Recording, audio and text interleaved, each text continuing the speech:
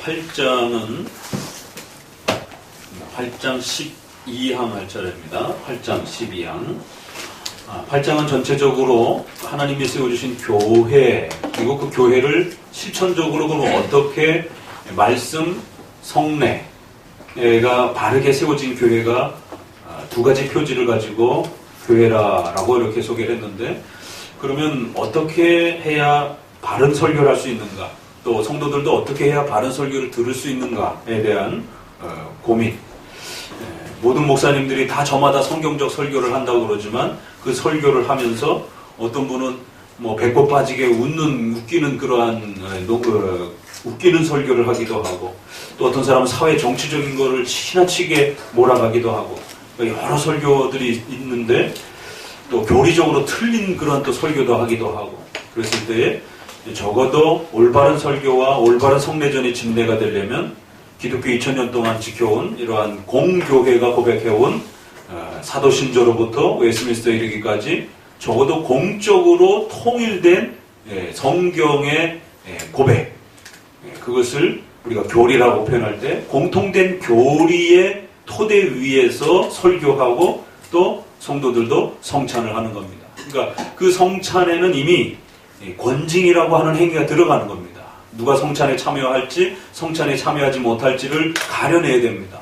그럼 그럴 때에 어떤 기준으로 그 치리를 할 것이냐라고 하게 되면 목사님 마음대로, 한 특정한 그룹의 마음대로 치리를 하면 안 되고 반드시 교리에 맞는 치리를 해야 된다는 거예요.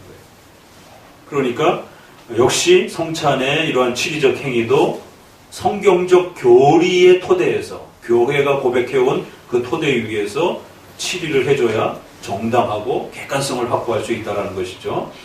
그래서 이제 본격적으로 신조가 도대체 교회 안에 무엇인가?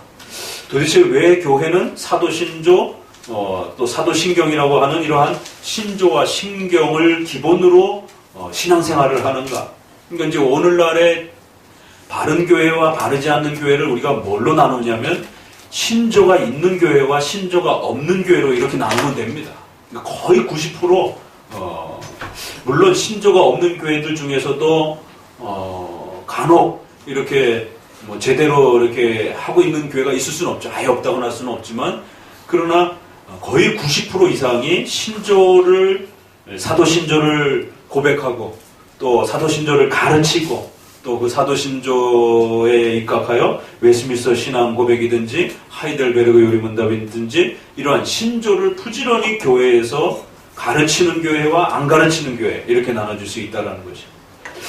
이제 어떤 분들은 칼빈이 니케아 신조에 대해서 삼위일체와 관련하여 니케아 신조가 성부에게서 태어난 신, 이러다 보니까 그 태어나다라는 말을 자칫 잘못하면 우리가 부모, 자식지간의 어떤 그 출생의 개념으로 이해를 할 수가 있기 때문에 니케아 신조가 이 부분을 조금 다른 표현으로 했었으면 좋지 않겠는가라고 하는 니케아 신조에 대해서 상당히 이렇게 좀 칼빈이 비판적으로 말하는 부분이 있어요.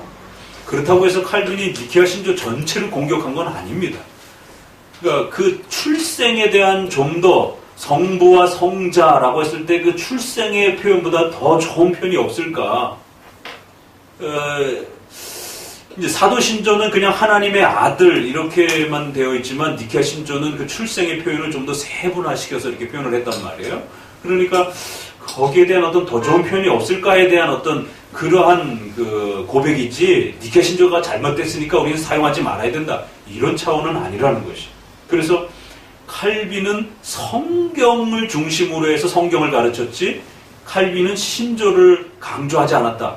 이거는 칼빈의 칼자도 모르는 사람의 이야기인 겁니다. 정말 칼빈이 얼마나 신조를 중요하게 여기고 얼마나 신조를 교회의 중심축으로 생각하면서 교회를 세웠는지, 그거는 칼빈의 수많은 그 교리문답과 신조를 해설한, 또 이 기독교 강요조차도 사도신조를 해설한 책이기 때문에 칼빈의 이러한 글을 객관적으로만 조금만 읽어도 칼빈이 신조를 굉장히 중요하게 여긴. 그렇지만 이제 칼빈의 기독교 강요 안으로 들어가 보게 되면 카톨릭이 잘못 그 신조를 만들기도 하고 또 해석했던 부분들에 대해서는 엄중히 또 책망을 합니다. 그러니까 칼빈의 글에는 신조를 책망하는 이야기도 있고 신조의 가르침이 올바르게 교리적으로 맞을 때는 그건 신적인 권위다라고 하는 표현도 있어요. 둘 다 있습니다. 그렇기 때문에 아주 조심스럽게 칼빈이 참된 교회가 되기 위해서는 신조가 바르게 세워져야 있어야 되고, 그러면 우리가 그 신조를 교회 역사 속에서 어떻게 취급해 왔는가를 먼저 설명하는 겁니다. 그리고 난 다음에 본격적으로 이제 그 신조에서 말하는 입법권, 사법권, 교리권에 대한 부분들을 이제 구체적으로 설명해 가는 것이.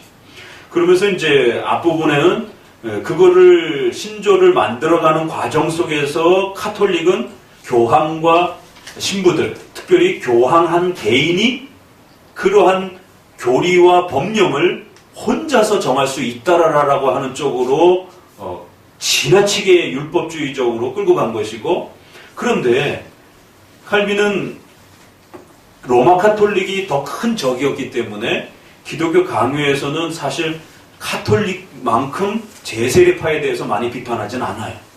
그러니까 중간중간에 제세례파, 신비주의에 대해서도 비판을 하긴 하지만 카톨릭만큼 비판하진 않아요. 비중이 좀 차이는 있습니다.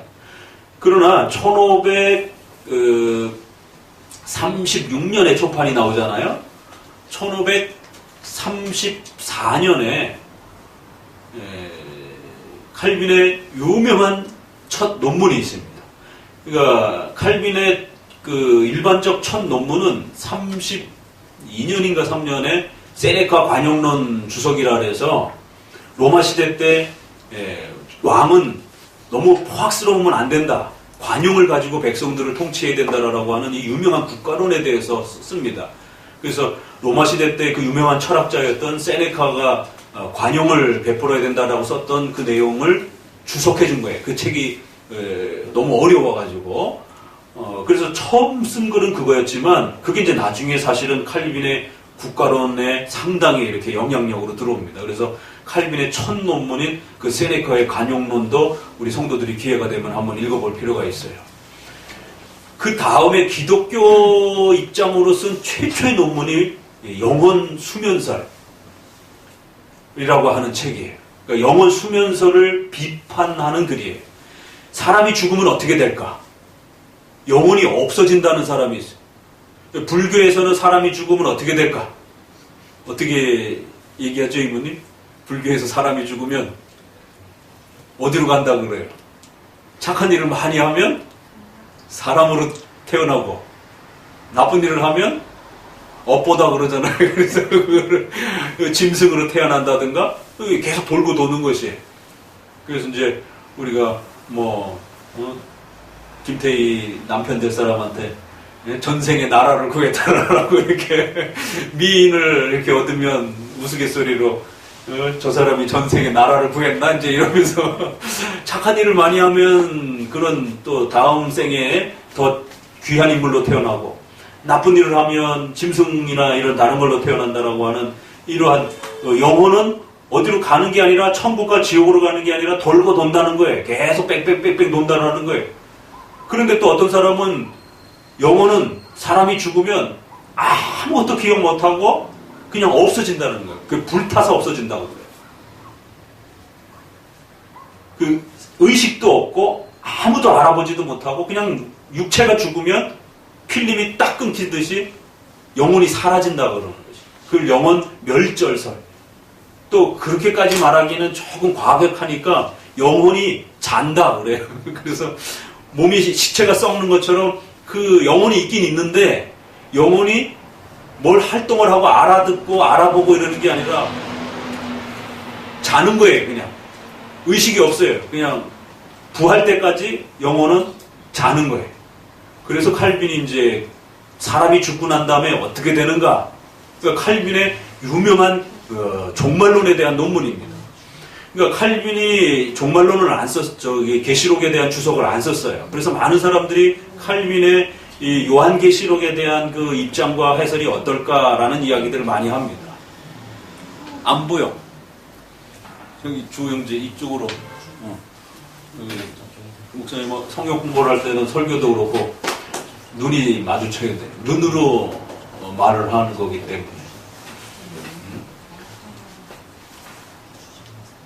칼빈의 요한계시록이 없어서 많은 분들이 종말론을 궁금해하는데 이 영혼 수면론에 대한 비판을 읽어보면 종말론에 대한 칼빈의 입장을 우리가 공부할 수 있습니다.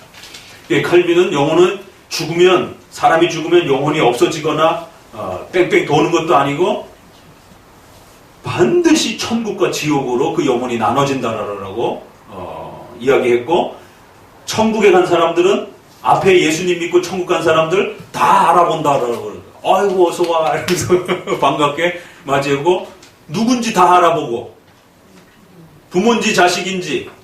그러니까 성경에는 더 이상 결혼도 하지 않고 가정도 없어요, 천국에는. 그렇지만 아버지인지 아들인지 친척인지 다 알아본다라고. 왜? 영혼은 그대로 다 살아있기 때문에. 지금 우리가 이렇게 남을 알아보고 판단하고 생각하고 이거 다 영혼이라고 그랬잖아요. 마음이라고 그랬잖아요. 이 인식할 수 있는, 이 알아보는 이 기능이 죽어서도 그대로 다 남아있다는 거죠. 이게 기독교의 종말론입니다. 그렇기 때문에 절대 자거나 불타서 없어지거나 또 사라지거나 또 뺑뺑 도는 것이 절대 아니다라고 이제 이렇게 34년에 그것을 소개를 합니다.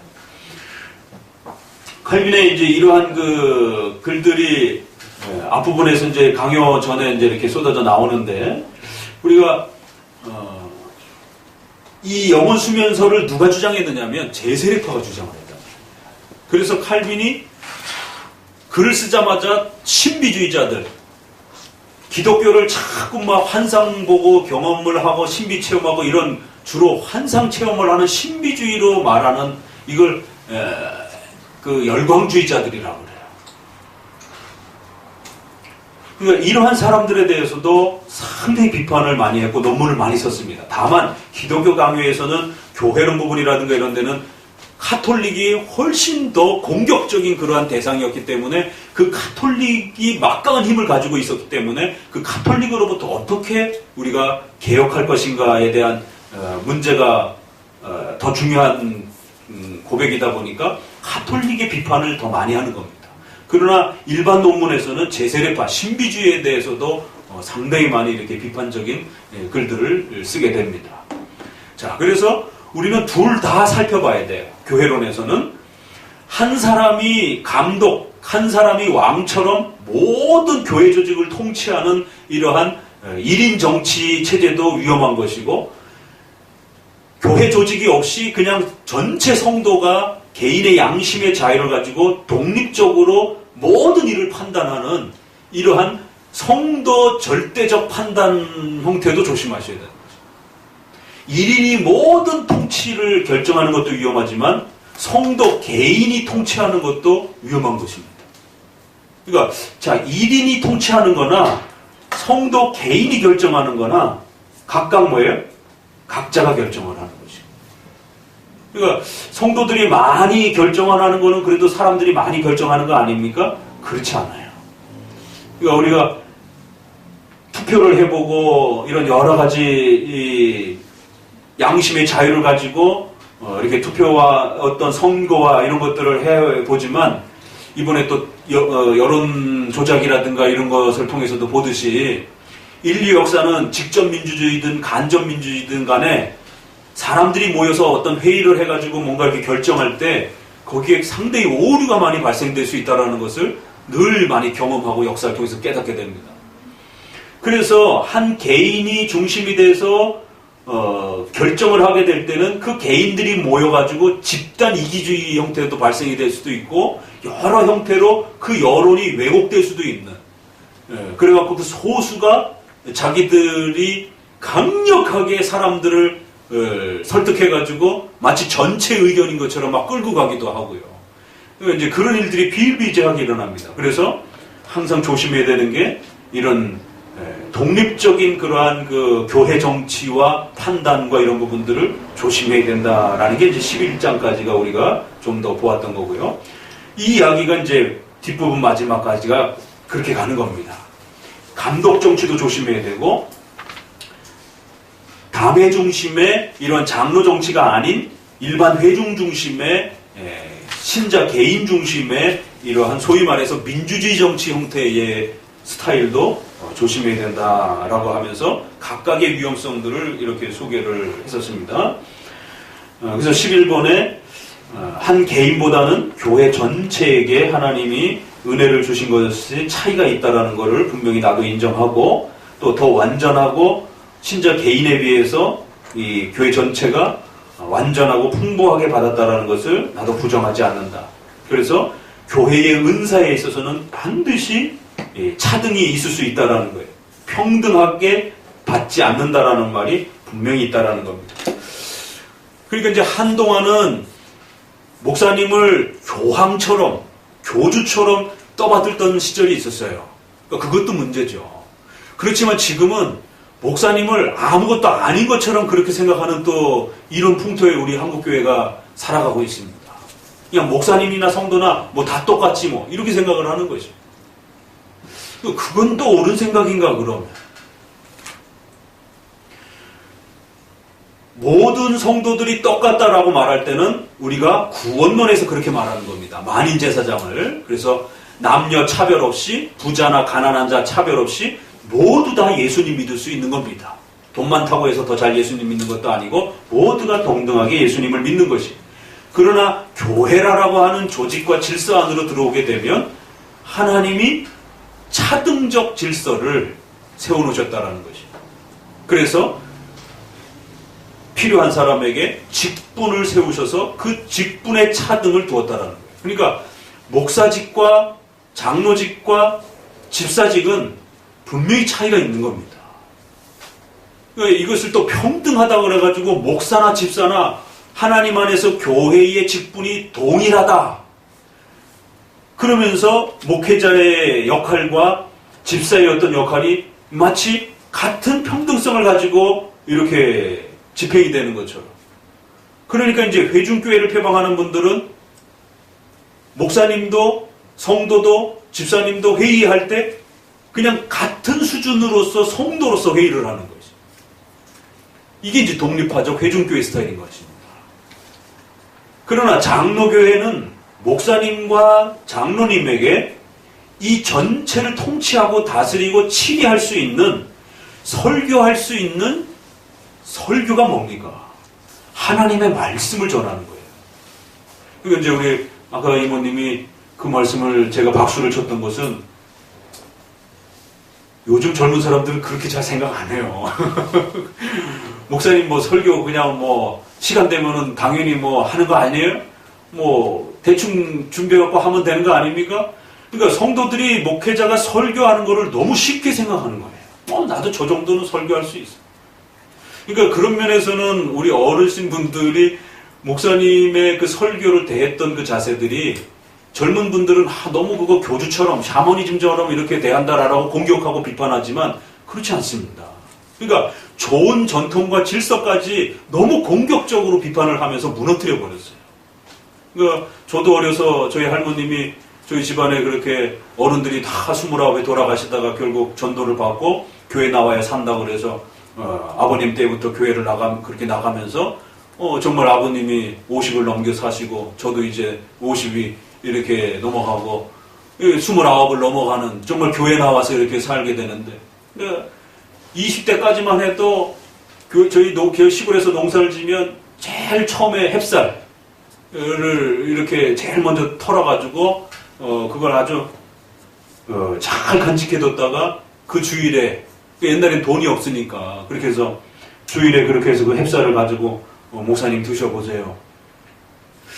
그건 목사님이 대단해서가 아니라 하나님이 목사님을 세워주셨고 그 목사님을 통해서 말씀을 듣다 보니까 설교를 존중하고 듣는 것과 그 목사님을 존중하는 게 이게 과연 구분이 되는가? 이거 구분 잘 안 됩니다. 목사님을 존중하는 것과 목사님의 설교를 존중하는 게 그게 쉽게 구별이 안 돼요, 잘. 그냥 목사님 존중하면서 그냥 목사님 설교를 또 존중하는 거예요. 목사님 설교의 말씀을 믿으면서 또 목사님을 신뢰하는 겁니다. 목사님을 신뢰하지 않는데 어떻게 목사님 설교를 신뢰할 수가 있겠어요? 그래서 목사님과 목사님이 전하는 설교와 목사님의 그 인격적 관계의 친분을 아주 잘 맺어가야 되는 거죠. 그래서 목사님하고 서운하고 목사님하고 관계가 이렇게 틀어지고 소원해지면 설교도 당장 그 다음 주 설교가 귀에 잘 안 들어옵니다. 아니 그걸 분명히 달리 생각하면 내가 목사님하고 좀 다투고 싸웠어요. 그래도 그 다음 주에 바른 설교를 하면은 은혜를 그냥 잘 받아야 되잖아요. 근데 그런 성도 별로 없어요. 목사님하고 이렇게 뭐가 의견이 안 맞아갖고 이렇게 다투고 싸웠으면 그 다음 주에 설교 하나도 안 들어옵니다. 저거 다 나 들으라고 나 욕하는 소리지 이제 이렇게 마음이 벌써 틀어져가지고 듣는단 말이에요. 그러니까 우리의 부모 세대들이 그 햅쌀을 가지고 와서 목사님을 존경하고 또 섬겨주면서 근데 그것이 결국에는 하나님이 세워주신 교회를 존중하고 교회를 사랑하고 하나님이 계신 교회라고 생각했기 때문에 그게 같이 겹쳐서 가는 것이. 그럼 그 어른들이 그렇게 쌀을 준비해가지고 그렇게 정성껏 이렇게 그럼 옛날에는 보릿고개 시절이기 때문에 쌀밥 먹기도 너무 귀한 시절에 쌀을 겨우겨우 이렇게 아끼고 남겨놨다가 평상시엔 보리밥 먹고 봄이나 겨울에 가을에 신방식 기간이 돌아오면 그 햅쌀밥을 져가지고 목사님 신방 온다고 그러면은 없던 고기도 사다가 암탉 잡아가지고 쌀밥에다가 이렇게 해서 대접해드린단 말이에요. 그러면 이제 눈치 없는 목사님이 이제 가가지고는 거기 코 흘리게 애들도 다 같이 예배드리고 있는데 그 토종닭 한 마리 다리 하나도 안 남겨놓고 다 잡수고 오시고 이제 그러시면 안 되거든요. 조금 먹고 남겨놔야 되는데 다 먹고 오면 또 이제 애들이 막 울고 이제 막 애들도 그때 가서야 이제 쌀밥 구경을 하고 그러니까 그러던 시절이 있었단 말이에요. 그러니까 그렇게 대접해드리고 싶었던 그런 모습들. 그러면 그걸 목회자가 뭐 교주처럼 진짜 요즘에 막 시끌시끌하는 그런 나쁜 그런 목사들 있지 목사가 아니죠. 그 사람들은 정말 뭐 무당이나 이런 교주 같은 그런 사람들이죠. 근데 그런 거를 이렇게 목사님하고 이렇게 비교해가면서 목사님의 자리를 이렇게 성도들하고 똑같다, 평등하다 이러면서 이렇게 낮춰버리게 되면 어떤 일이 벌어지냐면 목사님의 설교가 우스워져요. 그래서 오늘 우리 시대는 우리 부모 세대들이 하나님의 말씀을 두려워 떨면서 감격해하면서 듣던 그런 수준을 잃어버렸어요. 그러니까 옛날에는 배우지도 못했고 글자도 모르고 그래도요 설교를 듣다가 우리의 부모들이 울기도 하고 그 설교 때문에 아까 말씀하신 것처럼 신주 딴지고 뭐고 다 때려보시고 그거 무서워서 못합니다. 일반 사람들은. 저 처음 들었어요. 교회도 안 다니는 사람이 그렇게 한다는 거 제가 여태까지 목사 생활하면서 그런 분 처음 들어봤습니다. 그것도 여자분들은 더더구나 그런 거에 이렇게 감성적으로 예민하기 때문에 그거 하면 죽는 줄 압니다. 주변에서도 못하게 해서도 또 못하는 거. 그러니까 그 시절에는 목사님 저희도 전도 오르셔가지고 그거 다 부셔야 됩니다. 그 토주대감부터 시작해서 신주 딴지 그거 다 없애야 됩니다. 그리고 교회 나오세요. 그런 목사님의 말씀을 절대적으로 믿은 겁니다. 그래서 그 신주 딴지 다 깨버리고 없애버리고 그리고는 식구들 다 데리고 와서 예배 드리는 거예요. 뭘 알아들었겠어요? 뭘 제대로 글자도 모르던 그런 시절인데 그래도 그 목사님이 전하는 걸 하나님이 말씀하신다 생각하고 그렇게 듣고 깨뜨려버리고 또 농사 져가지고 다들 먹기 어려운 시절에 지금 말하면 헌금인 것이죠. 다 먹기 살기 힘든데 11조 헌금이라든가 이런 부분들을 오늘날은 또 11조도 그렇게 공격을 해요. 그렇지만 그 귀한 부분들을 그렇게 대접하고 또 그러니까 삶의 생활에 어려움이 와도 그렇게 섬기면서 살았던 것이. 또 목사님이 이렇게 하라고 그러면 그렇게 하려고 애를 썼던 것이에요. 최선을 다해가지고. 그러니까 우리 부모 세대들이 경제적으로 여러 사회적으로 우리가 보릿고개를 넘고 이런 부분들은 결코 가벼이 넘겨서는 안 되는 겁니다. 우연히 없이 우리 머리털까지 세신바 되신다라는데 우리나라가 이렇게 잘 먹고 잘 살 수 있는 형태로 바뀌었다라는 걸 결코 이게 어떻게 우연이라 말할 수 있느냐. 그러면 다 그것은 기독교적으로 보게 되면 그건 우리 부모님의 세대들이 열심히 교회를 섬겼고 열심히 교회를 세우고 또 신앙을 지켰기 때문에 그런 것입니다. 그런데 이제 걱정스러운 거는 우리 자녀들 세대가 그런 전통들을 잃어버렸어요. 글자는 더 많이 읽어요. 책들도 더 많이 읽어요. 설교도 엄청나게 많아요, 인터넷에. 그런데 옛날만큼 목사님의 설교를 두려워하지 않아요. 옛날만큼 목사님의 그 약속의 말씀들을 신뢰하지 않아요. 그렇게 살려고 하지 않아요. 뭐가 조금 이렇게 어떤 부분에 차이가 있는 부분들에 대해서 짚어내려고만 열심히 애를 쓰지 그 부분을 신뢰하고 지키면서 살려고 하는 이런 부분들을 잃어버렸어요. 거기엔 목회자 책임도 있죠. 왜냐하면 요즘엔 너무 가짜들이 너무 많으니까. 그렇다고 해서 진짜 목사님까지 또 그렇게 대우를 받으면 안 된다는 거죠. 그래서 목사님 저도 마찬가지지만 어떨 땐 몸이 너무 정말 아프고 오늘도 약간 좀 허리가 좀 안 좋아서 좀 억지로 좀 이렇게 서서 설교를 했는데 여러 번 앉아서 듣지만 1시간, 2시간에 이렇게 서서 이렇게 설교하고 그러는 게 굉장히 힘들고 그런데도 또 설교를 하고 나면 제 스스로 몸이 또 회복이 되기도 하고 또 나았기도 하고 어떨 때는 너무 몸이 이렇게 다운돼 있다가도 그래갖고 어떨 때는 이번 주는 한 30분만 하고 20분만 하고 얼른 끝내야지 너무 힘들어가지고 막 땀 뻘뻘 흘리면서 그렇게 시작을 합니다. 근데 설교를 한 10분, 20분 하다 보면 갑자기 없던 힘이 막 생기기 시작해가지고 1시간 거뜬히 이렇게 설교를 하고 내려오기도 하고 그건 참 신기한 일인 것이죠, 정말. 그러니까 그런 부분에 있어서 우리가 교회라고 하는 이 소중한 질서를 잃어버리다 보니까 옛날에 그 좋은 그 전통들이 물론 부족한 면도 있지만 또 교회론적인 질서 안에서는 소중한 그런 질서들이 있어요. 그래서 목사님, 장로님, 집사님이 교회의 원리상 직분론에 있어서는 동등하지만 말씀을 전하는 직분과 구제하고 가난한 사람 밥 먹여주고 옷 빨아주고 이러한 사역하고 이거는 같을 수는 없는 것이죠. 그러니까 제가 뛰어난 사람이라서가 아니라 하나님이 목사라고 하는 그 자리를 세워준 그 자리는 하나님의 말씀, 신의 말씀을 가르쳐줘야 되고 그 말씀을 따라 살다가 죽을 수도 있고 살 수도 있는 그런 엄청난 자리란 말이에요. 그거 하고 지나가는 사람 거지 옷 빨아주고 밥 한 끼 해주는 거하고는 그건 비교할 수 있는 문제는 아니라는 것이죠. 밥 한 끼 해주고 빨래 해주는 거는 해도 되고 안 해도 되고 그거 뭐 좀 덜 해도 되고 좀 잘 빨아줘도 되고 상관이 없어요. 그러나 설교는 까딱 잘못했다가는 목사님도 하나님 앞에 벌받고 성도들도 벌받을 수 있는 이런 아주 막중한 뭐라 그럴까요? 질적인 차이는 아니지만 어떤 차이라고 그래? 어떤 좀 좋은 말, 표현이 단어가 갑자기 안 떠오르는데 분명히 차이는 있는 겁니다. 그거를 자꾸 차이가 없다라고 자꾸 우리 스스로 깎아내리는 순간 우리는 설교를 못 듣게 돼 있어요.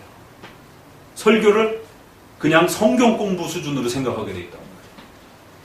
그래서 성경 공부를 할 때는 제가 여러분의 의견도 들어보고 또 우리가 같이 웃어도 보기도 하고 또 설명도 하고 또 목사님이 좀 딴 얘기도 좀 하고 그러지만 설교는 그런 시간이 아닙니다. 설교는 죽든지 살든지 둘 중에 하나예요. 그 설교를 잘하면 저는 하나님 앞에 복을 받는 거고 그 설교 잘못하면 저는 하나님이 우리 성도들이 목사님 오늘은 왜 설교를 그런 식으로 했어요? 오늘은 은혜가 안 되는데 이거는 아무것도 아니에요. 하나님 앞에 잘못하면 책망을 받는 겁니다. 하나님의 징계가 무서운 거지. 저는 성도들이 이러쿵저러쿵 설교를 잘했느니 못했느니가 문제가 아닌 거예요. 사생 결단을 하고 오늘 내가 이 설교를 정말 성경에 맞게 했나 안 했나 이걸 갖고 저 스스로 싸워가는 거고 우리 성도들 입장에서는 그 하나님의 말씀을 어떨 때는 죄를 책망하고 어떨 때는 하나님의 심판에 무서운 이야기를 하면 귀신 얘기를 하면 일반 사람들 막 벌벌벌벌 떨잖아요. 목사님이 죄와 하나님의 심판에 대해서 설교하면 성도들이 벌벌벌벌 우리 옛날 부모님들은 덜덜덜덜덜덜 이렇게 떨면서 들었다고요. 죄에 대해서 설교를 하면 눈물을 툭툭툭 흘리면서 들기도 하고 또 가난하고 어려운 그 시절에 이렇게 살아야 하나님이 우리에게 물질의 축복을 주시고 또 옛날엔 다 농사를 지으니까 올해 농사 잘 되려면 하나님 앞에 이렇게 경제적인 이런 부분에 이렇게 헌신하면서 살아야 된다라고 약속을 던져주면 내가 이번에 꼭 그렇게 농사 져봐야지 그런 약속을 아주 강력하게 믿고 살고 그러니까 이러한 그 교회와 성도가 일치된 그런 삶이 오늘 우리 시대에 많이 잃어버렸어요. 오히려 옛날보다 더 많이 잃어버렸습니다. 옛날에는 문명이 덜 발달됐던 시절이었지만 적어도 교회론적 질서 안에 목사님이 책망하면 어디 다른 데 교회를 갈 수가 없어요. 아이 기분 나빠 나 다른 교회 가야지. 다른 교회 가도 받아주지도 않고 다른 교회도 별로 없었어요. 심리 바깥에 교회가 심리 안쪽엔 교회가 없기 때문에. 그러니까 자동적으로 막 목사님이 책망하는 설교를 해도 기분 좋든 듣기 싫든 간에 억지로라도 그 책망하는 설교를 듣다 보면 또 회개에 또 나오고 그러다 보면 또 고치기도 하고 그러면 하나님 앞에 복을 받고. 근데 지금은 죄에 대한 책망을 하면 바로 옆 교회로 도망가요. 그러니까 성도 스스로도 하나님 앞에 죄에 대한 이 싸움을 못하는 겁니다. 더더구나 요즘에는 막 웃기는 설교 또 복 받는다는 설교 뭐 잘 먹고 잘 산다는 설교 이런 것만 죄다 하기 때문에 더더욱 죄와 싸워가지 않고. 그러니까 이 다 큰 어른들을 어머니 할머니 할아버지 뻘 되는 이런 어른들을 어떻게 제가 책망하겠습니까? 그러니까 교회론적인 이런 질서를 통해서 강력하게 그 목사님의 직분과 자리를 지켜주고 또 권징이라고 하는 이 질서를 잡아주고 외형적 조직과 구조를 통해서 잡아주고 이렇지 않으면 책망할 때 도망간단 말이에요. 교회는 양심의 자유를 가지고 모이는 것이라 자기가 싫으면 내일도 다음 주도 안 나올 수 있는 것이 교회란 말이에요. 우리가 양심의 자유를 가지고 내가 이 교회 다니겠습니다라고 하는 강력한 고백이 있으셔야만이 제가 여러분을 책망할 수 있는 겁니다. 그러니까 교회는 이런 특수단체이기 때문에 회비를 내고 뭐 서로 묶여있는, 법적으로 묶여있는 그런 단체가 아니란 말이에요. 그래서 교회는 성경이 가르쳐주는 이 소중한 질서를 회복해서 서로가 잘 묶여있지 않으면 이 소중한 하나님의 말씀을 듣고 배우고 자라가는 이제 이런 과정이 금방 무너져 버린다라는 거죠. 다음 주에 여러분들이 안 나와도 설교를 못 듣는 거고요. 또 목사님이 설교를 안 해도 못 듣는 거고요. 우리가 설교를 못 들을 수 있는 형편이 여러 가지가 되는 거예요. 그러니까 그런 모든 것들을 잘 이렇게 질서적으로 묶어주지 않으면 교회에서 하나님의 말씀을 목회자를 통해서 설교를 듣는다. 그리고 그 설교를 하나님의 말씀으로 듣고 내 인생의 중요한 기준점으로 산다라고 하는 것은 이게 쉬운 일이 아닙니다. 그래서 교회 질서가 무너지게 되면 성도들이 영의 양식으로 먹을 수 있는 설교를 듣지 못하는 이제 이런 일들이 같이 병행이 됩니다.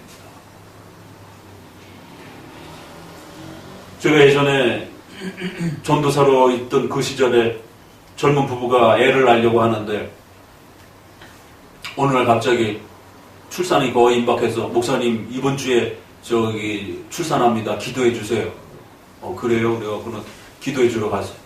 근데 어떻게 이 얘기를 듣다 보니까 어떻게 저기 예정일보다 좀 빠르네? 목사님이 슬쩍 이렇게 여쭤봤더니 어떻게 그냥 이게 얘기하고 술술술 얘기하다가 장모님이요 자꾸 뭐 저기 보살님인지 자꾸 어디 가셔가지고 날짜 잡아가고 그래갖고는 애를 이날에 낳아야 애가 저기 앞으로 잘 된다고. 이 사람들이 정신 있는 사람들이 없는 사람이 당장 저기 출산 저기 의사하고 스케줄 잡은 거 그만두라고. 여러분의 삶에 목사님이 그렇게 하지 말라 하라 그러면 여러분 따라 할 거예요? 어떻게 할 거예요? 그래갖고 제가 출산 못하게 했어요. 스케줄 저기 선생님한테 가서 출산 수술 안 하겠다라고. 자연분만 기다리라고. 그게 말이 되느냐, 기독교인이. 그게 날을 따져가지고 좋은 날 받아가지고는, 사주팔자, 그거 좋은 시에 태어나게 하려고 날 받아와가지고는, 결혼도 그렇지만 출산도 그렇게 좋은 날 받아가지고 애를, 수술을 통해가지고, 수술한다는 게, 그건 하나님 앞에 벌 받는다고. 그렇게 하면 큰일 난다. 아니, 목사님이 남의 집에 애 낳는 걸 왜 간섭을 해? 그렇지만 그게 성경적으로 옳지 않기 때문에 그런 거지. 그래갖고 그 산부인과 병원에 가가지고 그 병실에서 낳니 안 낳니 그래가지고 한참 옥신각신 하다가 날 거야 안 날 거야 그래서 낳지 마. 그래갖고는 나중에 제가 네 목사님 알겠습니다. 그래갖고 선생님하고 취소하겠다고. 그래갖고는 선생님한테 수술 취소하고 자연분만 기다리면서 이제 나중에 출산 그 다음 주인가 한 2주 있다가 애가 이렇게 나오게 됐어요.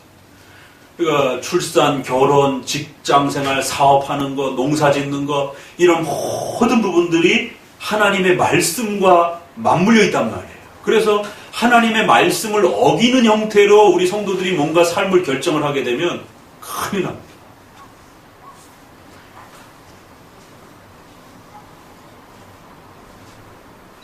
이번 주에 어떤 일이 있었느냐면 우리 잘 아시는 그 한 청년이 시험을 보잖아요. 공무원 시험을 준비하고 있는데 목사님이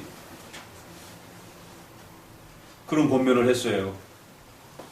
우리 교회로 옮기신다라고 해서 개혁교회가 좋아서 우리 교회로 옮긴다라고 할 때 속히 옮겨라 라고 해서 본인도 그렇게 옮긴다고 하셨는데 나중에 물어보니까 교회를 아직 안 옮기고 있어서 어떻게 된 일이냐 했더니 뭔가 고민이 있어서 아직은 못 옮기겠다라고. 근데 그 고민이 제가 보기에는 적절치 않았어요. 그래서 제가 그 시험 보기 전에 뭐라고 권면했냐면 성경적으로 올바른 교회에 빨리 한 번이라도 한 주라도 더 빨리 나와서 예배를 드리고 정착을 해야 하나님이 너의 삶을 축복해 주신다.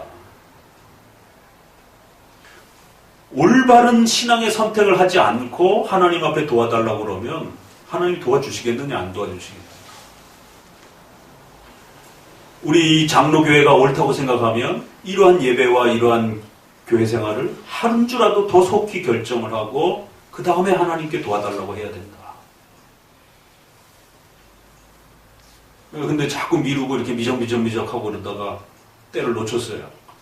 그러다 보니까 시험 때가 다가오고 그러다 보니까 더더구나 더 또 못 나오고 결정을 못하고 그래서 시험 끝나고 오겠습니다. 그래서 그럼 그러십시오 라고. 근데 1차 시험에 붙었어요. 다행히. 근데 2차 면접에 어떤 일이 벌어졌느냐면 궁금해가지고 제가 전화를 했어요. 어떻게 붙었습니까? 했더니 떨어졌습니다. 왜? 시험을 잘 못 봤어요. 했더니 그게 아니라 시험도 못 봤습니다. 아니 어떻게 그런 일이 있지? 부모님하고 수원에 그 접수를 하러 가는데 길을 잘못 들어가지고 충분히 20분 이상 남아갔는데 엉뚱한 쪽으로 길을 들어가지고 10분이 늦게 도착했다라는 거죠. 그래갖고 접수도 못하고 시험도 못 봤어. 그렇게 오랜 세월 동안 준비한 시험인데 그 속이 상해가지고 마음이 울적해가지고 그렇게 풀이 죽어 있더라고요. 그걸 어떻게 해석해야 됩니까? 그 상황에 대해서 목사님이 해석해줘야 될 거 아니겠어요? 참 멀쩡히 그냥 가도 되는 길이에요. 그렇잖아요. 그래서 아니 접수 기간 됐으면 접수하고 시험 보고 그러면 되는데 우리가 밥 먹고 생활하고 직장 가고 이런 건 늘 일상적인 거니까 늘 우리가 그냥 이렇게 할 수 있는 거라 생각해요. 그러나 하나님이 도와주시지 아니하면 아침에 일어나지도 못하는 겁니다. 숨도 못 쉬는 거예요. 하나님이 도와주시니까 우리가 이렇게 살아가는 겁니다. 늘 지극히 정상적인 것이라고 우리는 생각하지만 그게 정상적인 게 아니에요. 하나님이 도와주시니까 정상적인 거죠. 결단을 하고 이런 올바른 신앙에 이 웨스트민스터 중심에 이렇게 바르게 가르치는 이러한 교회가 옳다 생각하면 그런 옳은 교회에 빨리 본인이 있어야 되는 거예요. 그러고 나서 하나님께 도와달라고 그래야 되는 거예요. 그 얘기를 목사님이 안 했더라면 또 달리 얘기할 수 있지만 시험 보기 전에 목사님이 권면을 했잖아요. 자꾸 미적해가지고 그 중요한 시험을 앞두고 그렇게 하시면 안 되고 먼저 교회를 옮기고 그리고 난 다음에 시험을 준비하면서 하나님께 도와달라고 그래야 하나님 앞에 옳은 선택을 하고 나면서 하나님 앞에 도움을 요청하는 것이지 옳은 선택을 하지도 않으면서 도움만 하나님한테 받으려고 그러면 되겠습니까? 안 되는 거죠. 당연히. 그러니까 목사님이 이렇게 성도들에게 권면하고 지난번 여기 앞에 글에도 보게 되면은 올바른 교리 안에만 머물러 있으면 목사님은 그 교리를 가지고 성도 개개인의 삶을 적용할 때 그 성도 개개인의 삶에다가 천둥 번개를 칠 수도 있는 거예요. 그렇게 살면 큰일 난다라고 당장 하나님 앞에 벌 받는다라고 천둥 번개를 칠 수도 있고 남들이 봤을 땐 허무맹랑한 약속과 같은 그런 약속을 줄 수도 있는 거예요. 당신 그렇게 하나님 앞에 충성하고 봉사하면 하나님이 당신의 집안에 재정적인 이러한 축복과 은혜를 주실 것입니다. 지금 돈 하나도 없는데요. 그래도 하나님이 복 주실 것입니다. 몸이 약해서 병 들어있는 사람들에게도 하나님이 치료해 주실 것입니다. 병원에서도 못 고친다는데요. 그래도 치료할 수 있는 하나님의 역사가 있는 겁니다. 그러니까 오늘 우리 오전 설교에서 그러한 방언, 귀신 내쫓고 병 치료하고 이런 부분들이 초대교회의 교회를 확장하는 이러한 부분에 있어서 임시적으로 유대인들의 교만함을 깨트리면서 하나님의 역사를 보여주기 위해서 임시적으로 있었지만 이제 다음에 또 소개가 될 거예요. 그러나 일반적인 치료와 도우심은 여전히 오늘날도 지속이 되는 겁니다. 그런 특별한 그런 하나님의 기적이 중단됐다라고 말하는 거지 우리 장로교가 하나님의 기적적인 도움이 없다라고 말하는 게 아니에요. 우리 장로교도 얼마든지 기도하면 병을 치료받기도 하고 얼마든지 기도하면 가난한 사람이 또 경제적으로 자립하기도 하고 또 예기치 못했던 그런 정말 신기한 하나님의 도움이 일어나기도 합니다. 그런 것을 우리가 이 교회 질서 속에서 잘 이렇게 구별해 놓게 되면 하나님의 말씀을 우리 성도들이 두려워 떨므로 사랑하면서 이렇게 들을 수 있는 좋은 자리가 형성이 돼요. 그런데 이게 같이 가는 것이지 따로따로 가는 게 아닙니다. 근데 이제 오늘날에는 과거는 너무 교황과 교주처럼 절대 권력을 휘두르는 이러한 패단 때문에 정반대로 가서 신자 개인이 그 모든 것들을 판단하고 내가 은혜가 되면 은혜가 되고 내가 은혜가 안 되면 안 되고 이런 식의 모든 신자 개인이 독립적으로 판단하는 아무런 질서와 권위 속에서도 복종하지 하려고 하지 않는 그러니까 장로교회는 그 교리적 질서, 신조라고 하는 질서가 세워지면 거기에 일사천리로 신조를 벗어나지 않는 범위 내에서는 서로가 철저하게 복종하는 겁니다. 목회자도 성도도 모든 그 통치 질서 아래 복종하는 것이.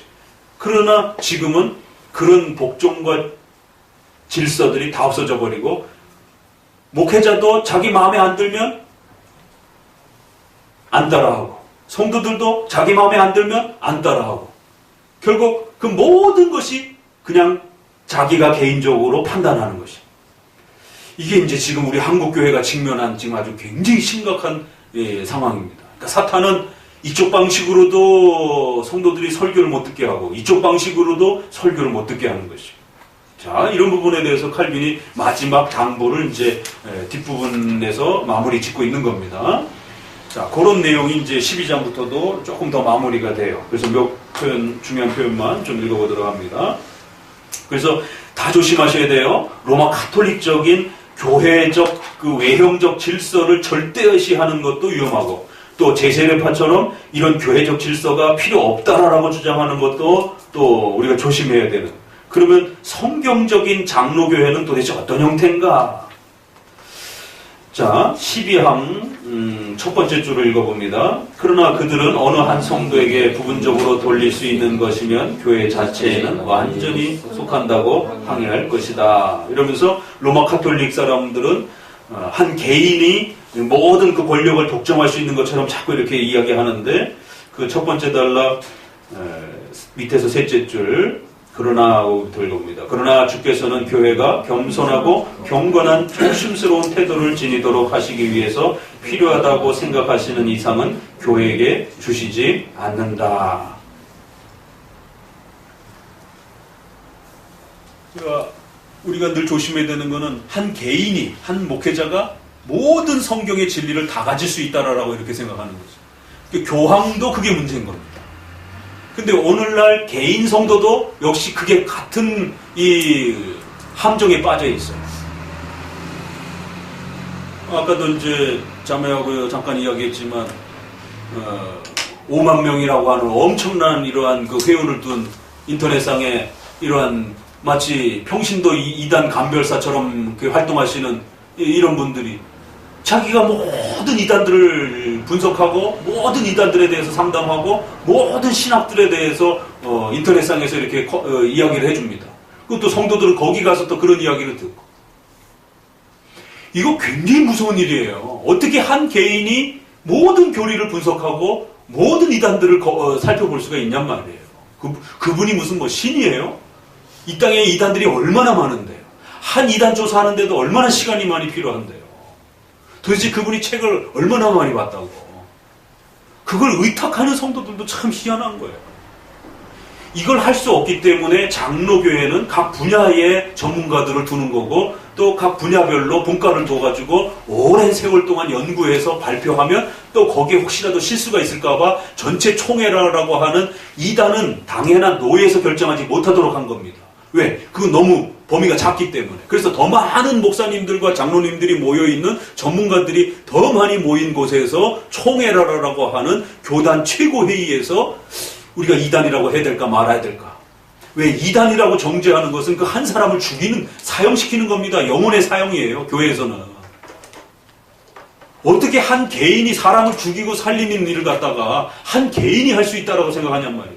일반 사람들도 이 사람을 죽이는 일은 너무나 막중한 일이기 때문에 3번의 재판을 걸치고 거기다 또 재심이라는 절차도 또 열어주고 또 대법원에 갔을 때는 어떻게 해요? 혼자 판단하지 못하고 배석 판사를 두고 셋이서 판단해 보도록 하잖아요. 그리고 그것도 만약에 신뢰를 못하면 헌법재판소에다가 다시 한번 또 제기를 해서 아예 그 법 자체를 문제 제기를 받아보기도 하고 이렇게 5번, 6번에 걸쳐서 사람을 사형시키기 위해서는 실수하지 않도록 여러 번의 절차를 거친단 말이에요. 이것이 장로회의 시스템하고 거의 맞다라는 것이죠. 근데 이런 회중적이고 독립파적인 이러한 그 스타일을 추구하게 되면 그 교회 목사님이 그걸 다 결정하고 한 성도 개인이 그걸 다 결정하고 이런 일이 되는 거예요. 그래서 주님께서는 절대 그걸 한 개인에게 나눠주지 않는다. 한 개인에게 다 주지 않는다. 칼빈도 위대한 선생님이었지만 칼빈에게조차도 그 진리의 풍성함을 다 주지 않은 겁니다. 그래서 우리는 칼빈에게다가 또 웨스민스터도 옆에다가 엎어봐야 되고 또 17세기가 아무리 훌륭하고 17세기에 대단한 신학자들이 많이 나와 있어도 시대적 한계라는 게 있는 겁니다. 17세기는 500년 동안 정리된 기독론하고 삼위일체에 대해서 사실은 덧붙인 거 거의 없어요. 거의 90% 이상을 초대교회 때 아타나시우 신조라든가 칼케톤 신조에서 고백한 그 내용 거의 그대로 씁니다. 거기다가 약간 표현력만 바꿨을 뿐이지. 웨스민스터조차도 칼케톤의 예수님에 대해서의 그 4가지 이단에 대한 조심성을 체인지라는 단어의 칼케톤을 컨버즈라고 하는 그래서 이걸 전환이라고 과거에는 신성과 인성이 변화되지 않는다 이렇게 칼케톤에서는 번역을 했는데 웨스민스터에서는 신성과 인성이 뒤바뀌지 않는다 이제 이런 뜻이잖아요. 그래서 이걸 전환이라고 하는 이제 우리 표현으로 이렇게 좀 바뀔 뿐이지 나머지 단어는 똑같이 4개의 단어를 그대로 썼다. 그러니까 17세기의 이러한 부분들이 아무리 뛰어나도 그러나 초대교회 때는 삼위일체 외에는 교회론이라든가 종말론이라든가 이런 걸 정립을 못했단 말이에요, 아직. 그래서 그건 후대 시대에 가면서 더 완성이 되는 겁니다. 그러면 17세기라고 하는 시대에는 성경론이라든가 오대솔라는 뛰어나지만 또 나머지 부분들에 대해서 아직 논의도 못했던 그런 주제들이 수두룩하고 더 뒤로 갈수록 연구되어지고 보강이 되어지고 또 조정이 되어지는 이런 많은 표현력들이 있단 말이에요. 그러면 미국의 프린스턴 신학, 웨스민스터 신학이라고 하는 또 화란의 카이퍼, 바빙크의 이러한 그 후대의 18세기, 19세기의 훌륭한 그 신학들을 17세기랑 비교해갖고 보충하면서 또 채워 넣으면서 정리해야 되는 내용들이 있단 말이에요. 근데 그걸 어느 분은 싹둑 잘라가지고 그냥 17세기만이 최고의 어떤 개혁주의 신학인 것처럼 이렇게 몰아가도 안 되고. 그러면 다른 말로 삼위일체를 가장 잘 이야기했던 초대교회로 돌아가면 되잖아요. 그러면 초대교회로 돌아가면 어떤 문제가 벌어지겠어요? 삼위일체 외에 다양한 문제들이 문제가 된단 말이에요. 그러니까 이렇게 한 개인이 어떤 특정한 시대가 마치 그 성경의 진리를 다 가지고 있는 것처럼 이렇게 생각하시면 안 돼요. 초대교회는 삼위일체. 종교개혁 시대 때는 구원론, 믿음으로 구원받아야 된다는 것, 또 성경론, 교회론, 이 정도가 회복이 된 거고, 또 19세기, 20세기에 와서는 종말론이라든가 또 이런 다른 부분에 대해서 또 교회론의 또 이 다른 부분에 대해서 좀 더 보강이 되기도 하고요.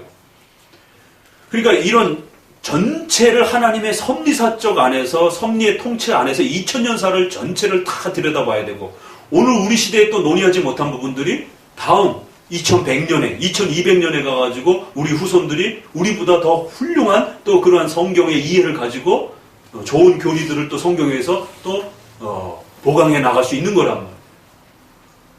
구약이 성전 제사와 이런 외형적인 걸 썼다고 해서 우리가 구약을 무시할 수 없잖아요. 그건 그 시대에 또 그 시대 나름대로의 훌륭한 면이 있는 거예요. 그럼에도 불구하고 또 신약의 가치는 또 신약의 가치대로 훌륭한 면이 있는 겁니다. 그러니까 이렇게 교회를 전체적으로 보질 못하고 부분적으로만 이렇게 자꾸 보다 보니까 마치 자기가 특정한 그룹이 그 이 엄청난 성경의 진리를 전부 다 가지고 있는 것처럼 이제 이렇게 행동을 하면서 결국 수많은 문제들이 일어나는 겁니다. 넘겨보세요. 192페이지에.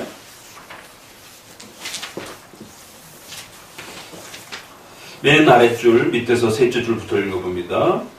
그러므로 진리는 세상에 사라지지 않고 안전하게 보존되어 있는데 그것은 교회가 진리를 충실히 보관하기 때문이며 교회의 활동과 직무에 의해서 유지되기 때문이다. 그리고 진리의 보관이 인같이 예언자적 및 사도적 직무에 있다면 진리의 보존은 주의 말씀이 순수하게 또 충실하게 보존되느냐 보존되지 않느냐 하는데 전적으로 의존한다는 결론이 나온다. 결국 이러한 진리를 취급하는 방식에 있어서는 한 개인이 가져도 안 되고, 그래서 칼빈조차도 교회 전체가 분명히 훨씬 더 풍성하게 가진다라고 하는 것에 대해서 차등적 수용할 수 있는 분량의 차이가 있다라는 것을 칼빈도 인정하겠다라고 말하는 거지. 그렇기 때문에 어느 한 개인이 독점하듯이 그렇게 하면 안 되고, 교회 전체가 늘 이 기독교 교리를 말씀을 중심으로 해서 살피고 헤아려야 된다는 거예요.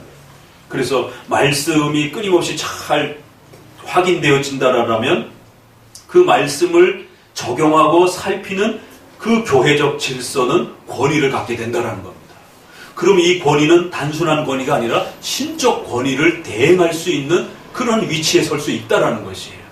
그러니까 이 전체 교회 회의와 교회 질서가 대단해서가 아니라 바로 하나님의 말씀이 잘 확보만 되면 우리가 실수할 수 있는 더 많은 부분들을 줄일 수 있기 때문에 하나님은 이러한 장로회 정치라고 하는 형태를 통해서 신적 권위를 대행해주고, 또 때로는 성경에 구체화되지 않은 예배적 질서와 또 정치적 질서와 또 성도들이 살아가야 될 윤리 규범에 대해서 양심의 빛과 또 추론의 법칙을 통해서 성경의 문맥을 통해서 끌어내는 방식으로 얼마든지 교회법으로 만들어갈 수 있다라고 말하는 겁니다.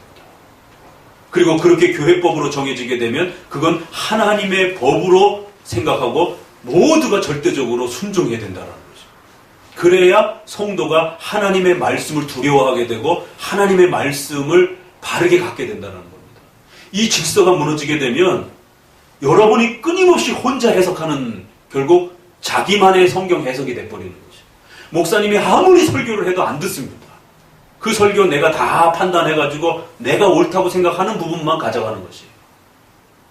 그러니까 장로교에서도 성도들이 설교를 분별하고 판단하고 이야기할 수 있는 공간이 있어요. 그러나 그 의미는 내가 잘라내가지고 이거 내가 안 듣겠다 하면 잘라낼 수 있는 그러한 양심의 독립적인 그런 권한을 부여하는 그러한 분별과 토론이 아닙니다. 순종하고 복종하기 위한 그런 차원으로서의 이 토론이요, 분별이요, 또 설교를 가지고 이야기하는 것이지, 일반 교회에서는 목사님의 설교에다가 토도 못 달고 물어보지도 못하고 목사님 설교가 이러쿵저러쿵 어떻게 감히 그런 얘기를 해요. 그러나 우리 장로교회는 목사님의 설교가 오전에 설교가 되면 오후에 성도들이 모여 앉아서 오늘의 설교는 어떻고 저쩌고 그러면서 이건 어렵고 뭐 이런 설교를 갖고 토론할 수 있어요. 그리고 또 목사님에게 설교에 대해서 질문도 할 수 있어요. 그 열어줍니다. 그걸 자유로. 근데 이 자유를 착각하는 거예요. 아, 내가 이 부분은 안 받고 이 부분만 받아야 되겠다. 그런 개념은 아니라는 것이에요. 적어도 이 질서 속에서 목사님이 그 교리적 토대와 노회와 총회라고 하는 질서 속에 그 권위를 가지고 하나님의 말씀을 전할 때는 그 내용을 하나님의 말씀으로 잘 복종하면서 듣는 그 과정을 지켜내는 겁니다. 만약에 목사님이 이단적인 어떤 설교를 한다 그러면 그때는 전체 회의를 통해서 또 당회나 이런 장로님이 계시면 당회적 질서를 통해서 노회에다가 고소를 하면 되는 것이. 근데 고소를 했어요. 고소를 해서 신학자들이 점검을 했는데 아무 이상이 없어요. 그러면 성도들이 책망을 받는 겁니다. 목사님을 모함한 죄로. 그러니까 적어도 목사님도 보호가 되고 성도들도 자기들의 잘잘못에 대한 부분을 막을 수가 있는 겁니다. 근데 이거를 그 개교에다가 맡겨놓게 되면 다수 투표로 결정을 하는 거예요. 그럼 벌써 성도들의 마음은 그 설교가 듣기 불편한 겁니다. 그러면 3분의 2가 벌써 설교 듣지 않겠다라고 거수 투표를 한 거예요. 그럼 목사님이 정당한 설교를 했는데도 그 목사님은 그 교회에서 쫓겨나야 됩니다. 그러나 장로교회는 노회라라고 하는 조직체가 있어서 성도들이 그 좋은 설교를 잘못 판단할 수 있는 것에 대해서 다시 한번 또 검증해 주는 겁니다. 근데 회중정치에는 우리 또 노회와 이런 연합회가 있다. 있긴 있죠. 그렇지만 그건 친교단체지 절대로 복종과 의무를 가지고 복종하고 명령하는 법적 기관이 아닙니다. 그 노회의 기관이 그 당회의 목사님을 쫓아낼 수도 없고 그 선거 투표에 대해서 잘못됐다라고 아무런 결정도 법적으로 못 내립니다. 그 성도들이 철회하기 전까지는. 이게 바로 회중정치와 장로정치의 이제 이 폐단인 것이. 그러니까 교리의 말씀이 잘 지켜지고 이 말씀이 바르게 교회 정치를 통해서 연결이 되게 되면 교회 정치는 강력한 신적 권위를 대항하는 이제 형태가 나타나요. 그래서 제가 이렇게 인터넷에서 이제 글을 편집하고 또 이렇게 정리하다가 어떤 글을 봤느냐면 여러분도 아시는 분이에요. 우리가 이름만 대면 아는데 조금 저가니까 이름은 안 되고 그분이 프랑스 신앙고백서에 목사가 없이는 교회가 존재할 수 없다라고 하는 이 표현을 상당히 중요한 표현이고 그래서 제가 질문에 답하다가 이렇게 키릴의 교회관 감독이 없이는 교회가 없다라고 하는 이런 그 비슷한 표현들이 계급적인 이러한 그 오해가 있지 않느냐 해서 질문을 해서 제가 쭉 답해주다가 그렇지 않습니다. 그건 가톨릭이 망가뜨려서 그렇지 그게 올바르게 쓰여지기만 한다라면 어거스틴도 그렇게 표현을 했고 또 우리 웨스트민스터에서도 교회를 떠나서는 구원이 없다라는 이런 엄청난 표현 또 프랑스 신조에는 더 선명하게 목사가 없이는 교회가 있을 수 없다. 그런데 이제 우리 개혁파권 내에 어떤 분이 그거를 비판을 했더라고요. 프랑스 신조의 그 번역을. 이건 영어에 대한 오역이다. 이러면서 목사가 necessary라고 하는 부분을 목사가 꼭 필요한 만큼 교회가 있어야 된다. 이런 식으로 번역을 해야지 목사가 없이는 교회가 없다라고 이렇게 단편적으로 번역하면 안 된다라고. 거기 necessary라고 하는 이제 단어가 있는데 이거를 목사님이 필요로 한다라고 하는 수준으로 번역할 것인가? 그러면 그 얘기는 잘못하면 목사님이 필요하지 않다 생각하면 안 세울 수도 있다라는 얘기예요. 그러나 프랑스 신조에서 말하는 그 necessary라고 하는 그 필요성이라는 개념은 그런 개념이 아닙니다. 반드시 있어야 되느냐 없어야 되느냐에 대한 OX의 개념이지 이 필요성이라고 하는 말을 문맥에 따라서도 얼마든지 또 다르게 쓸 수 있는 거거든요. 그래서 전통적으로 그 부분을 번역할 때는 교회에 목사님이 없이는 교회가 있을 수 없다라고 하는 그렇게 번역해왔고 그것을 교회법으로 받아서 그래서 교회법에서 허위교회라고 하는 것이 있는 겁니다. 목사님이 있을 때는 조직 정상적 교회가 되는 것이고 목사님이 청빙을 이렇게 공백이 생겨질 때에 목사님이 없는 기간이 있잖아요. 그럴 때는 허위교회라고 말해주는 거예요. 그러니까 또 우리 개혁파권 내에 어떤 분이 페이스북에다 또 올려가지고 뭐라 그랬냐면 무슨 교회를 허위교회라고 그러느냐고 이름부터 마음에 들지 않는다라고 성도가 있으면 교회이지 왜 교회를 허위 가짜 그 허자를 갖다가 가짜 허자로 생각을 해가지고는 그러니까 이건 한문에 대한 또 이해도 또 너무 없는 거예요. 우리 선조들이 정해놓은 거를 오늘 우리 시대에 충분하지 않고 또 한문에 대한 이해력도 떨어지는 이러한 젊은 이러한 개혁 신학자들이 그냥 앞다퉈서 공격하는 거예요. 일단 공격부터 해보고 나는 것이에요. 어떤 공격들은 맞는 것도 있지만 어떤 공격들은 상당히 문제가 되는 것들도 많단 말이에요. 그러니까 이제 성도들은 그런 표현을 하나하나 지적해놓으면 그게 맞는 것 같고 왜? 그 단어와 문화적 이해 수준이 그 목사님하고 같은 시대에 살고 있거든요. 그러니까 옛날 표현이 성도들 입장에서도 낯선 겁니다. 그러나 우리 선조들이 허위교회라고 표현했을 때는 다 그런 이유가 있는 겁니다. 그래서 목사님이 없이 존재하는 그러한 교회적 모습을 허위교회라고 이렇게 표현을 해놓고 목사님이 있는 교회를 정상적 교회로 이렇게 표현하면서 목사님이 있었을 때와 없었을 때를 구별을 해준 겁니다. 그래서 목사님이 반드시 성경을 가르치고 설교하는 방식으로 설교가 없는 교회는 교회가 아니라는 거예요. 그런 뜻이지 목사님이 내가 있어야 교회가 있어요. 그런 수준이 아니란 말입니다. 그래서 반드시 그러면 장로가 설교할 수도 있고 성도가 설교할 수도 있죠. 아니요. 이 성경적 질서 안에 목회자라고 하는 직분을 통해서만이 설교가 되어지도록 하나님이 그렇게 세워놓으셨다는 거죠. 이게 이제 그렇게 서로 연결이 되는 거예요. 그러다 보니까 목사가 없이는 교회가 있을 수 없다라고 하는 좀 더 오늘날 관점에서 봤을 땐 굉장히 당혹스러운 그러한 좀 불편한 듯한 그런 회중교회적 성도 입장에서 봤을 때는 그럼 목사님만이 대단한 사람이야 이런 어떤 어감을 느낄 수 있는 표현이 있을 수밖에 없는 거예요. 그러나 그거는 문제되지 않고 나쁜 표현이 아닙니다. 그건 옳은 표현이고 그런 교회론 직서 속에서 반드시 있어야만 되는 그런 표현인 것입니다. 자, 13번까지만 좀 읽고 좀 마무리해 봅시다. 그러니까 말씀과 성령은 분리될 수 없이 그렇게 반드시 묶여 있다라는 것입니다. 이 얘기는 이렇게 올바른 교리를 가르치고 말씀을 전달해주는 이러한 질서 체계가 무너지게 되면 거기에는 성령의 역사가 없다라고 봐야 된다는 거예요. 그러니까 이 얘기는 이렇게 해놨지만 이거는 성경론에도 있어요. 이런 표현은. 근데 이걸 왜 교회론에다가도 이 표현을 넣는가? 끌어낼 수 있겠어요? 여기서 말하는 말씀과 성령은 분리될 수 없다라는 말은 무슨 뜻이겠어요? 성경과 성령 하나님이 반드시 연결되어 있다 그런 뜻인가요? 아니요. 그런 뜻은 성경론에 있다니까요. 이미. 그런 뜻이 아니라 다른 뜻으로 말씀과 성령이 반드시 묶여있다 이렇게 다시 또 쓴 거예요. 여기서. 그렇죠. 교회의 질서와 성령의 역사가 반드시 묶여있다라는 의미까지 확장이 되는 겁니다. 앞부분의 성경론에서는 성경의 원론에 대해서 이야기를 해준 거고 지금 교회론에서는 그 성경을 가지고 설교하는 시스템에 대해서 얘기를 하는 거란 말이에요.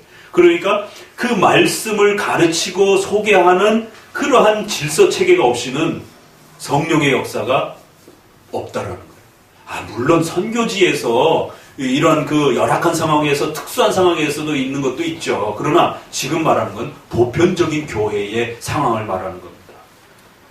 넷째 줄부터 같이 읽어봅니다. 교회는 하나님의 영의 지배를 받음으로 말씀이 없어도 안전하게 전진할 수 있고 어디를 가더라도 교회는 진리만을 생각하며 말할 수 있으므로 교회가 하나님 말씀을 넘어서 또는 그 말씀과 별도로 진리를 제정하더라도 이것은 곧 하나님 말씀하고 위대하게 한다는 것이다. 교회는 하나님의 영의 지배를 받고 있기 때문에 말씀이 없어도 안전하게 전진할 수 있고. 이게 누구 말이에요? 저들의 주장인 거죠. 우리 게 아닙니다. 저들은 다음과 같이 이제 악한 자들은 말한다라는 거예요. 그래서 교회는 이런 말씀의 질서와 별도로 분리돼서 존재할 수 있다. 이게 이제 로마 카톨릭 방식이고 신비주의 방식인 겁니다. 밑에서 넷째 줄 따라서 그들과 우리의 차이는 다음과 같다. 우리의 논적들은 교회의 권위를 하나님의 말씀 밖에 둔다. 그러나 우리는 교회의 권위는 말씀에 부속되어야 한다라고 주장하며 말씀에서 분리되는 것을 허락하지 않는다. 넘겨보시면 194페이지. 둘째 줄, 그래서 교회는 바른 길로 이끌어주는 가장 훌륭한 인도자이신 성령이 자기와 항상 함께 계시다는 것을 의심하지 않을 것이다. 그러나 동시에 우리가 성령으로부터 어떤 유익을 얻는 것이 하나님의 뜻인가를 기억해야 한다. 성령 하나님이 오셔서 진리를 생각하게 하고 하나님의 말씀을 깨닫는 방식으로 역사해 주겠다라고 하는 요한복음의 약속 14장 뒤에, 그러므로 그는 같이 읽으세요. 우리가 그의 영에게서 기대할 것은 그가 가르치는 진리를 깨닫도록 우리의 마음을 비춰주시는 것뿐이라고 언급한다. 그래서 그리스도씀에, 이 그리스도씀이 여기 그리스도씀인데 우리 저기 애칭 가지고 있는 형제님의 애칭인데 같이 읽어봅니다. 많은 사람들이 성령을 자랑하지만 자기 생각을 말하는 사람이 성령을 운운하는 것은 거짓이다. 셋째 줄 아래, 우리도 복음과는 관계없이 성령의 이름만으로 제시되는 것은 일체 믿지 말아야 한다.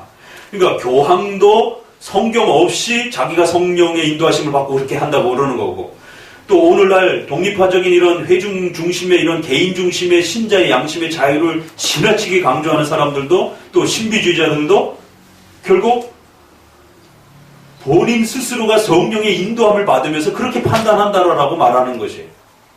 각자 다 그렇게 성령의 인도하심을 받는다라고 판단한다라는 것이. 그러면 어떤 방식이 가장 성령의 인도하심을 받는 방식으로 우리가 객관적으로 검증할 수 있겠느냐라는 것이에요.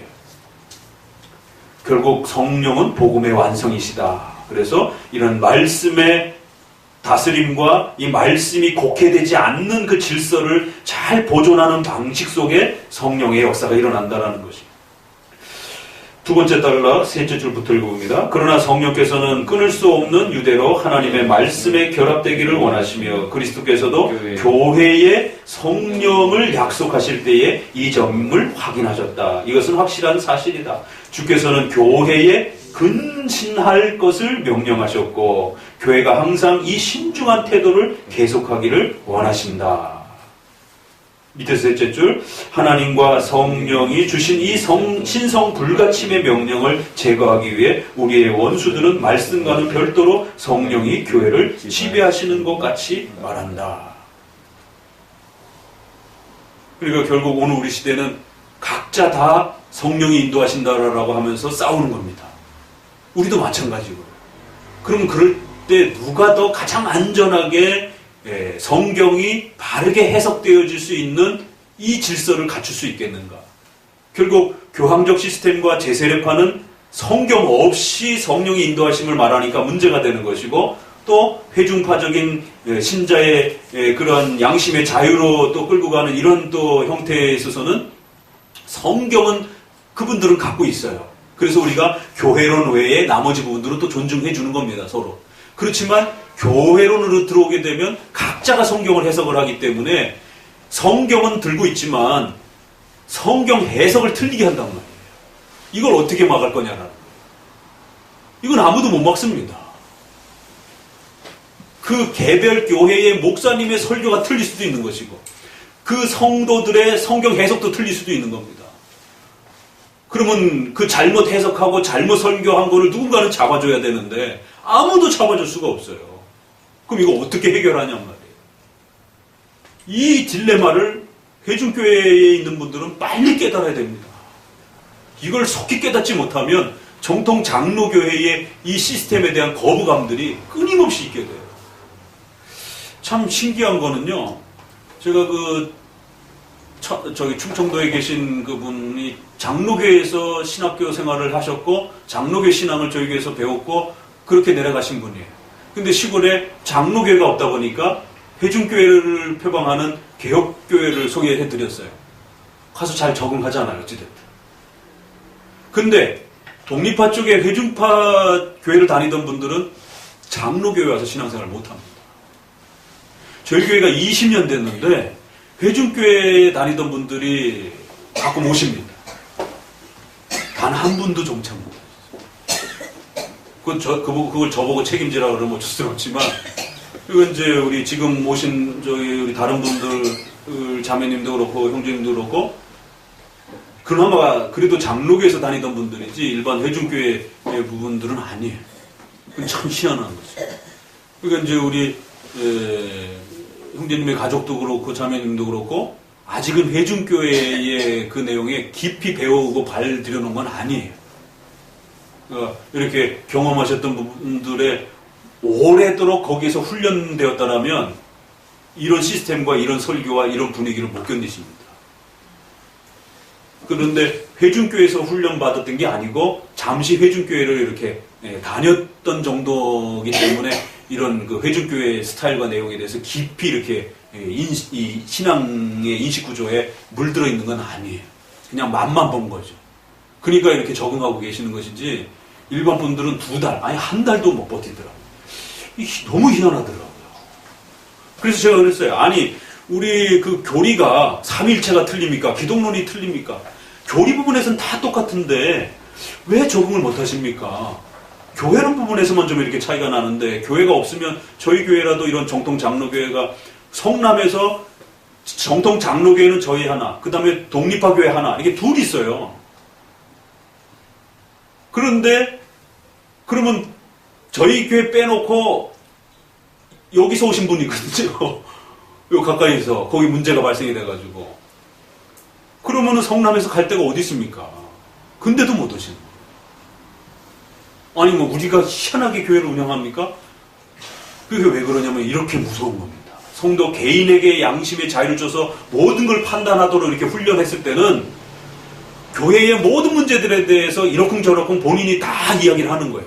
그렇지만 장로교회 시스템에 오게 되면 당회와 노회와 총회를 통해서 틀렸다, 옳다라고 어떤 정의가 내리기 전까지는 내가 보기에 좀 틀렸어도 거기에 대해서 함부로 이렇게 말하거나 함부로 가타부타를 막 이렇게 비판하거나 이런 부분들에 대해서 조심해야 되고 또 어떤 질서가 어떤 룰이 정해지게 되면 잘 복종해야 돼요.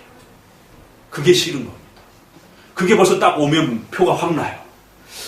이렇게 뭐 교회가 조금 해가지고 아무것도 표가 안 나는 것 같지만 그래도 장로교회의 시스템을 따라 운영이 되기 때문에 이 복종해야 되는 부담감 또 내가 뭔가를 목사님을 향해서 틀렸다라고 이걸 고쳐야 된다라고 강력하게 회중교회에 있을 때는 얼마든지 싫은 소리를 할 수 있거든요. 그런데 장로교회 시스템에서는 그런 부분들을 쉽게 하지 못하는 것이에요. 그러니까 그 답답함이 이제 몰려드는 것이에요. 그러니까 이제 이게 다른 아주 중요한 틀을 갖고 있습니다. 그래서 칼빈이 이제 8장의 마지막 이제 교회 질서에 대한 부분에 이 마지막 이야기예요. 이렇게 정리하고 난 다음에 바로 이제 본격적으로 들어갑니다. 그래서 오늘은 강요의 이 부분까지 이렇게 한번 보시면서 왜 마무리 부분에 있어서 이 장로회 질서 속에서 칼빈이 지금 장로회 정치는 이렇게 가야 된다라고 뭐 문자로 이렇게 딱딱딱딱 정리해서 얘기하지 않아요. 오히려 가톨릭의 감독 정치의 잘못된 점들을 이렇게 꼬집어가고 있고 또 독립파적 제세례파적인 또 회중의 자유를 가지고 운영하면서 독립적 자유 형태로 교회를 운영해가는 것에 또 그런 폐단들에 대해서 슬쩍슬쩍 건드리면서 가는 것이에요. 그러면서 결국 우리가 가야 할 올바른 성경적 교회는 과연 무엇인가 이러면서 이제 한 걸음 한 걸음 끌고 가는 것입니다. 결국 그것은 노회와 총회를 중심으로 한 제네바 안에서도 어떻게 해요? 제네바는 절대 회중교회가 아닙니다. 노회와 콘스탄톨이라고 하는 오늘날의 당회보다도 더 엄격한 법적인 명령권을 가진 그때 당시는 제네바 의회와 당회가 이렇게 맞물려 있기 때문에 제네바 시의원이 교회의 장로로 이렇게 연결되어 있단 말이에요. 그러니까 제네바 당회에서 어떤 성도 권징을 하게 되면 그게 심각한 사안이면 제네바 시의회로 일반법으로 전환을 해가지고 그 사람을 감옥에 가둔다든가 또 더 엄격한 벌을 주기도 하는 것이죠. 그래서 이 제네바의 콘스탄톨이라고 하는 이걸 뭘로 번역을 해야 될지 이건 단순한 당회 수준도 아니에요. 당회보다 더 무서워요. 그게 왜냐면 그 종교 시대를 거쳐가는 그 시점이기 때문에 그런 겁니다. 그래서 이제 나중에는 조금 더 지나고 나서는 시의회의 권한은 좀 더 완벽하게 국가의 권리로 분리시키고 교회의 권한만 더 강하게 이렇게 분리시킵니다. 그래서 당회라고 하는 명실상부한 종교적 그 법원, 종교적 치리회로서 이제 더 분명하게 자리를 잡는 거죠. 그래서 이거를 교회사가들은 번역하는 분들은 당회라고 번역 안 하고 그냥 콘스톨이라고 하는 그냥 그 원문 표현대로 그냥 번역을 해놓기도 해요. 그리고 칼빈의 기독교 강요에서 말하는 교회란 회중들이 마음껏 자기 목소리를 말할 수 있는 그런 회중교회가 아닙니다. 그렇다고 로마 교황이 혼자 다 지배하는 그런 감독교회도 아니고 장로회 정치라는 것이, 노회와 그 상회기관이 복합적으로 서로 연합해서 복종과 질서 속에서 교회 전체를 보호하고, 그렇게 보호된 질서 속에서 목회자가 직분이 세워지고, 그래서 그 목회자가 강력하게 하나님 말씀을 전할 때는 모두 다 그 말씀 앞에 함께 복종하고 또 순종하면서 그 말씀을 지켜가는 이러한 시스템을 함께 돌려가는 것입니다. 이게 가장 성경적 교회 질서입니다 라고 이렇게 소개를 하는 겁니다. 오늘은 이 부분을 또 깊이 마음에 새겨두시기 바랍니다. 기도합니다. 하나님 감사를 드립니다.